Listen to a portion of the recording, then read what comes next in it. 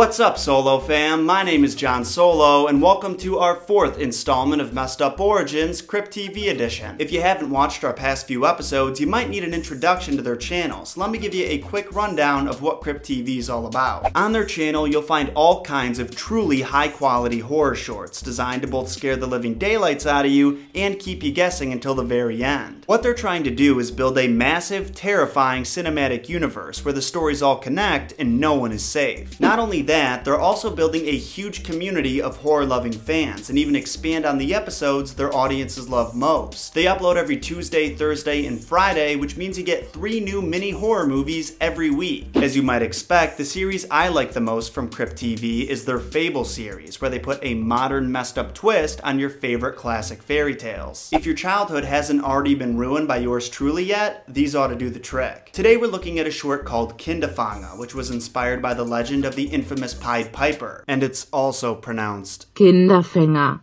Now, we've never actually talked about the Pied Piper on this channel before, but it's a really interesting story and one that most people are at least somewhat familiar with. So you can expect an episode where we really dive into the history of it in the coming weeks. Today I'm giving you the abridged version, but luckily it's pretty short anyway, so I don't even have to leave that much out. The Pied Piper of Hamelin takes place sometime during the Middle Ages in the German town of Hamelin. At the time, Hamelin was suffering from a huge infestation of rats, which, as we all know, are filthy, disease-carrying creatures. Back in those days, before modern medicine and modern extermination methods came to be, the rats were causing all kinds of problems for the village and the residents were starting to panic. Until one day, the Pied Piper strolled into town in some eccentrically colored robes and said for 1,000 gold coins, he would take care of the rat problem. Because the community was at their wits' end, they were like, fine, just get rid of the rats and we'll give you whatever you want. The Pied Piper was like, alright, that was easier than I thought, pulled a flute out of his pocket and began to play. Almost immediately, as if they were in a trance, the rats came pouring out of Hamelin's buildings, and they followed the Piper out of the village and into a nearby river where every rat but one proceeded to drown. When he came back to the village, the citizens refused to pay him for his services because the rat problem was already fixed and now they had no incentive to give up the gold. The Piper responded by leaving town but promised the residents they would someday pay for their crimes. And on St. John and Paul's Day, he came back to Hamelin to make good on that promise. At approximately 7 a.m., while the adults were all at church,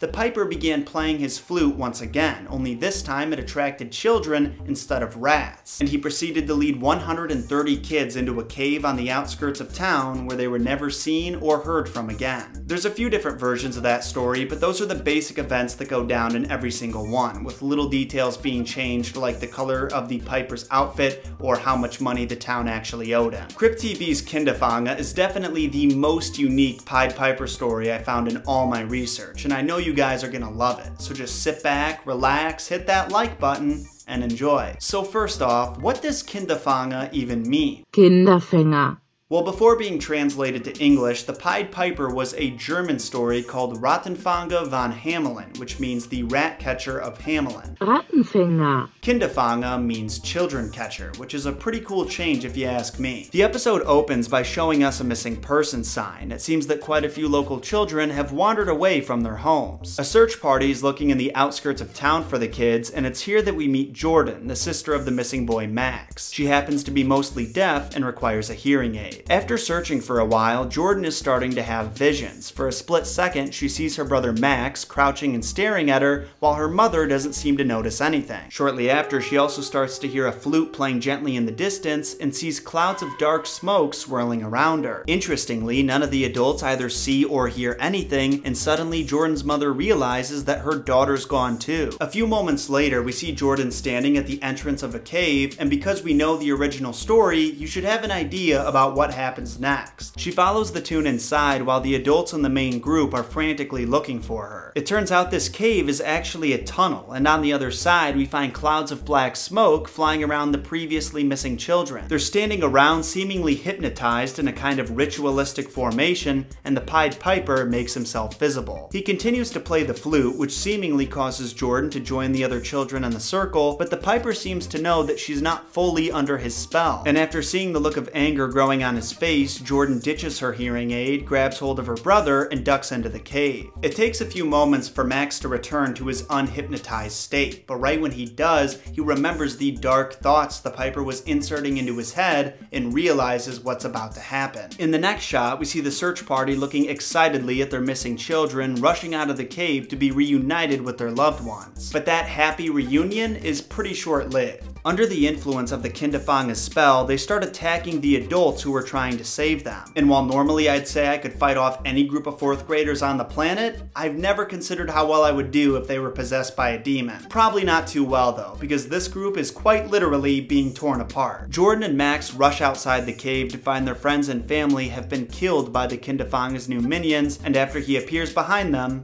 cut to black. I'm so glad I never watched this episode as a kid because I definitely would have grown up to be terrified of flutes. What did you guys think of Kindefanga? Did you like it as much as I did? My favorite part was the fact that Jordan was kind of impervious to the Piper's magic because she was deaf. Legend has it the only reason we know about the original Pied Piper is because a deaf kid who wasn't hypnotized watched his friends as they were led into the cave. So it's really cool they included that detail. Not to mention the mysterious cave. Also, like the original story, none of the parents or family members actually went inside it, but I'm not sure why. With all these similarities, I can't help but wonder if there's a secret reason for this Piper to be pissed at the community. I couldn't even fathom a legitimate guess, so my personal theory is it has something to do with asking inappropriate questions with a Ouija board. If you enjoyed this episode of Messed Up Origins and want to see more of what Crypt TV has to offer, I put a link to their channel and the Kindefanga short in the description, comments, and at the end of this video. After you hit that like button and turn notifications on for your subscription, I highly recommend you check them out. With the content they've been putting out lately, they're becoming one of my favorite channels here on YouTube, and I would love for you guys to join the community alongside me. Until next time, Solo fam, thank you all for watching, and remember, John shot first.